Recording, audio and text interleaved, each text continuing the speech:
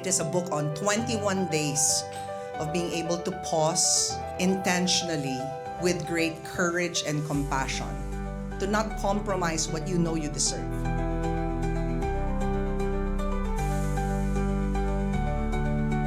Welcome everyone to Moment with Coach Pia. I'm really excited for day 8 because our topic is clarity from the inside out. And ang ating guest ngayon ay, she is the first transgender woman to win Best Supporting Actress in the movie Here Comes the Groom, and the first transgender woman news anchor sa ating buong bansa. She's also a host, writer, endorser, impersonator, parang dito yata siya mas nakilala. Kilala niya siya for this, and an LGBTQIA+. She is the rights advocate and she got married last year to Luke Wrightson. Today, let's welcome Mrs. Jervy Wrightson, popularly known as your stage name, Kalad Karen. Hello, Coach Pia. Hi, everybody. I'm so happy to be here. Yes. It's my first time actually to speak with a life coach. I feel so honored. I love it that you accepted this particular invitation. Of course. Kasi it's through someone like you, yung buhay mo, na Mrs. Jervy Wrightson ka. Imagine, Mrs. na, di ba? yeah. And I'm so happy that, I have embarked to this new journey in my life with the love of my life. Yeah. And I'm so excited for what's in store for the both of us. You've known each other for over 13 years. Yes, And that's you have been right. married a year. A year lang. Okay, Oo. so- Because we got to know each other very early in our lives. I was 20 when I met Luke. And I even haven't transitioned fully that time. I was just starting to transition. So he was there. Yeah, he accepted me for who I am. And hindi pa ako artista noon. I was just working behind the camera. I was a producer and writer that time. And then I met him. And then yun, kasabay ko na siya sa journey ko in my life. Like half of my life, kasama ko Yes, siya. exactly. Pangarap ng marami yon, yung makahanap ng partner na hindi pa ako sure nung time na yun. Sabi mo, you were just in the middle of your journey. Or if not even in the beginning of Just 20. in the beginning, 20 yeah. years old, di ba? Ang sarap kasing may makasama ka. Yun talaga yung hirap at ginhawa. Yung parang wala pang success. We were broke that time when we were starting. Alam mo yun. But we have endured everything together. And I can say na right now we're quite comfortable where we are. But of course, we're still young. We're still early 30s. So we still want to achieve more things in life. And I hope we achieve things together pa rin. It's the relationship goals ng mga tao yan. They're wondering, saan kaya kami makakahanap ng aming ideal partner rin? Diyos ko, napakadaming dating apps. Joke lang. But I mean, love comes in a mysterious way, di ba? Parang we don't know kung kailan darating ang love. Sabi nga nila, para daw siyang butterfly. The more you chase love, the more it goes away, it flies. So the moment that you sit down, relax, and just embrace what's happening in your life, parang butterfly din, di ba, dadapo sa'yo yung pagmamahal. And I think that's what happened with me and Luke. I wasn't really looking for love that time. Like yung tinatanong sa akin kung love at first sight daw. Sabi ko, feeling ko naman love at first sight sa kanya, sa akin. Yan, ang haba ng hair Ang natin. haba ng din, hair natin. But I think both of us parang just, met at the right time, at the right place. And like what they always say, the rest is history. Can we please do the book read? Okay. Okay. Day 8. Clarity from the inside out. There's no catching up, only coming home to who you are. Today, let's begin by honoring who you are. The work is simply coming home to yourself and honoring your unique path to clarity, a path that allows the real you to bloom intentionally and slowly, moment to moment. Inside and out, when we think of our personal clarity, you have to embrace who you are in order to find the partner that is right for you. You had to ask yourself difficult questions and really sit with yourself para makakuha ka ng alam mong partner na dapat para sa'yo. Can you tell us about that journey? I think, being a member of the LGBTQIA plus community, self-discovery is one of the most important things that you could ever do to your life. And it's not easy because, human beings are complex. And when it comes to sexual orientation and gender identity, it even gets more complex because like what they always say, sexuality is fluid. One day, you're attracted to this person, probably in the next 5 years, iba na yung preferences mo. For you to be able to find yourself in the beginning of your life, I was 20, but I've already known myself being a transgender woman. And I think it's a big blessing for me that I have come to discover myself during that time. But I'm still open for everything, I think it's still a journey. Self-discovery, I think, has a never-ending possibility. You're also bound to rediscover yourself even more as time goes by. So I think I'm still not me 100%. I love that. I love na galing sa isang katulad mo ang nagsasabing complex tayo, guys. Complex talaga. Even if you feel you've found some part of yourself, it's continuous unfolding. And I don't want our listeners to think that it's a destination. No, na parang pag nahanap mo na, okay, solved na to. Hindi. May natututunan tayo sa sarili natin. I chose you to be the guest of Day 8 because the theme is, there is no catching up, only coming home to yourself. You have to come home to yourself and be honest with yourself, even if people around you may not understand. Yeah. Can you tell us more about what it was like to come home to who you really are? Actually, hindi ko nga alam kung nakauwi na ba ako. Okay. I think I'm still in the process of coming home to myself. I couldn't figure it out by myself because like what you've written there, sabi mo nga, human beings are complex. Hindi lang tayo isang persona. And ang hirap because dahil nga ang daming nangyari sa life ko in a very short span of time, parang hindi ko alam kung sometimes I cannot make sense of everything that's happening to me. Parang ang hirap niyang intindihin bakit ako nagkaroon ng ganitong honor and responsibility. Parang anong gagawin ko sa life ko? Are there things that I still want to achieve or change in my life? So I think hindi ko masasabi that I have come home to myself yet. Okay. Oo. Medyo mahirap yun. Oo. Ikaw mismo nagsasabing, I'm still in the process of finding who I really am. There are 6 personas in this Yes. particular day. The first one being the overwhelmed achiever. Do you feel like you're one of those? I think amongst all of the other personas, I think this persona actually reflects who I am at the moment. At the moment. Na parang feeling ko, yun nga, parang all of the goals that I wanted to achieve in life, like, be in show business, earning my own money, being an established person in the industry, quote unquote, established. But, yung achievements ko as, the first transgender best supporting actress in the Metro Manila Film Festival, and then first transgender woman news anchor in the Philippines. And I am also the breadwinner of my family, and I was able to, send my little brother to school, and then being married to the love of my life. Those were my goals like 10 years ago, and I was able to achieve most of them, I would say. So parang, oh my God, where am I going next? Where do you go now? What are the things that I want to achieve more? Yes. I think lagi kong sinasabi kapag merong mga bagong blessings and achievements, bonus na lang yan. I'm really happy where I am. I'm going 10 years in the industry, almost a decade now, as an artista and as a person working in front of the camera. And I haven't paused for a bit.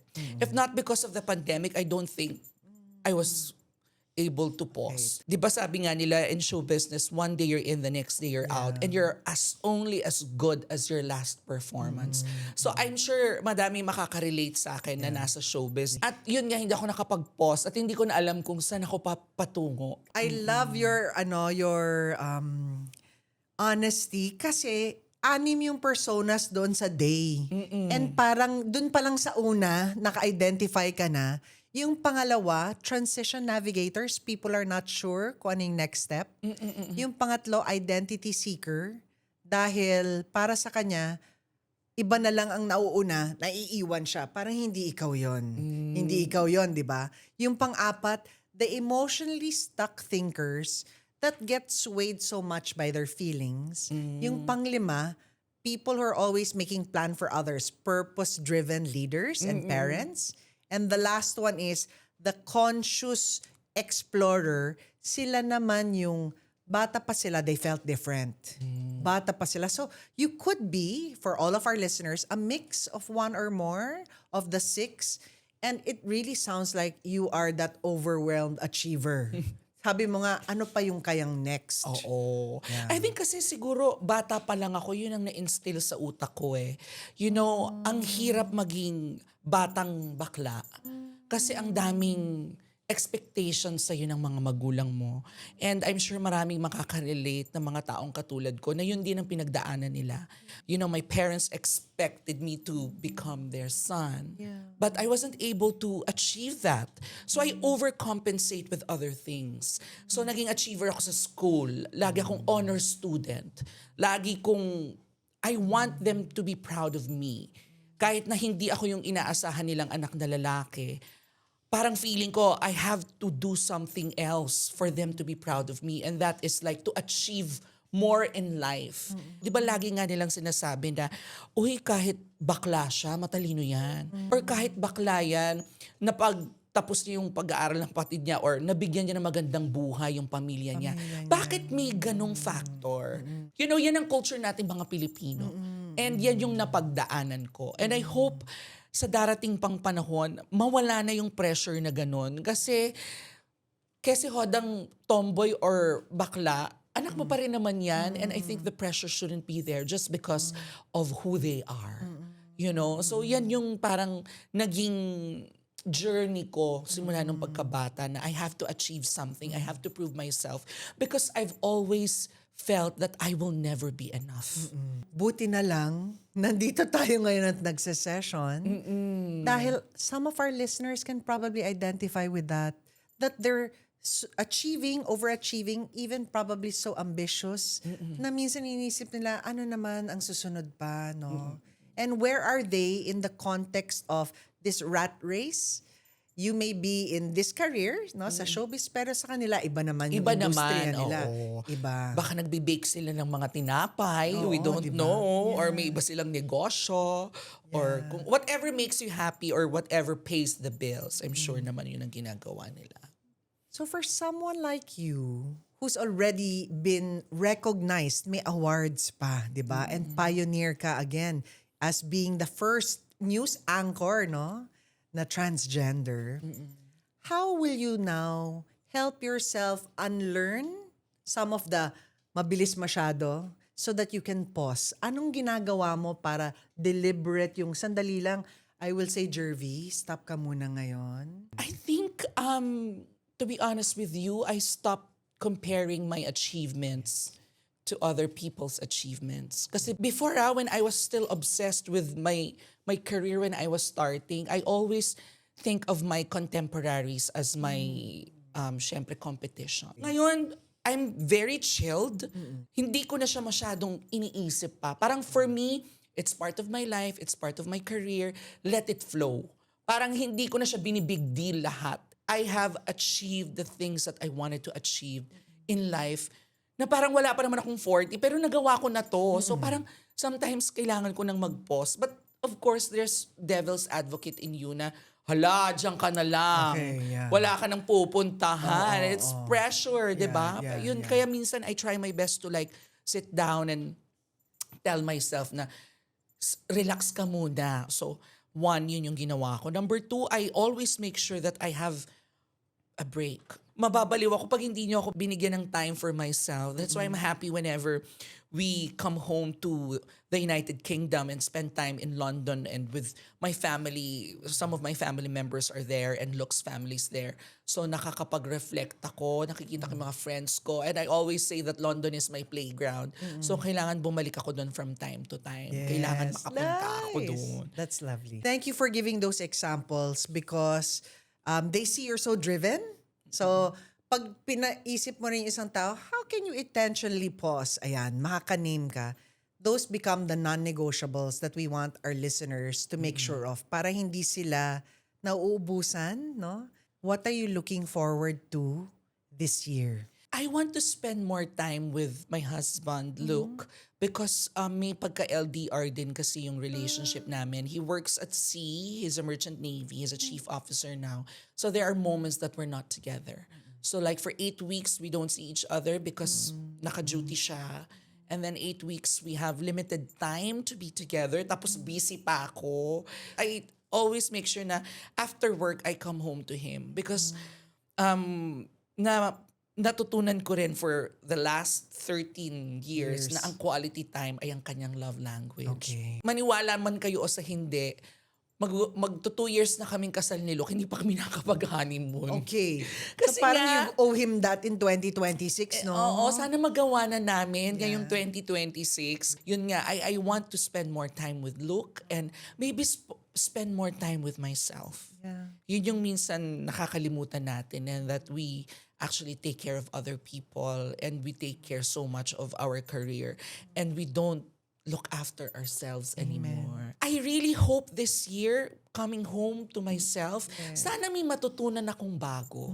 Maybe bagong hobby or bagong talent na ma-discover ko or, bagong strengths and weaknesses na malaman ko sa sarili ko. Sana mas ganon. If I spend more time with myself, I think I'll be able to do those things. Jervy, sa mga examples na binigay mo, alam ko our listeners are also thinking, ano naman yung kanila? Ano naman yung angkop sa kanila?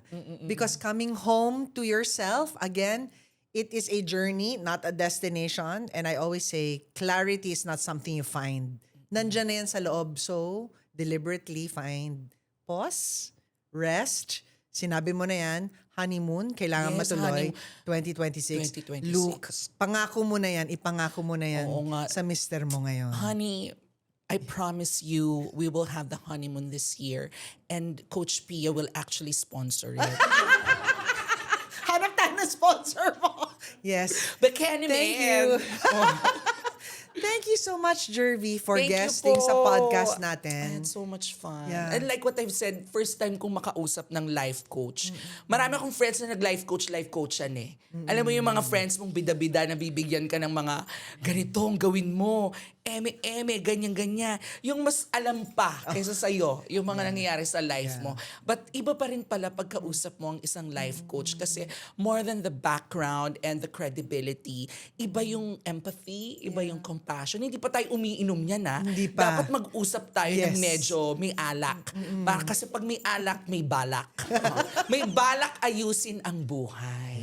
Diba? So yung 6 na persona na yan na nasa day 8, hindi lang iisa ang pwede, no? Sa atin, baka akala natin we only choose one. 6 kasi yan, pwedeng you're a mixture of 1 and 5, 3 and 2, 5 and 6, pwedeng ganon, and in different stages of your life. So, isipin natin, iba-ibang life stage natin.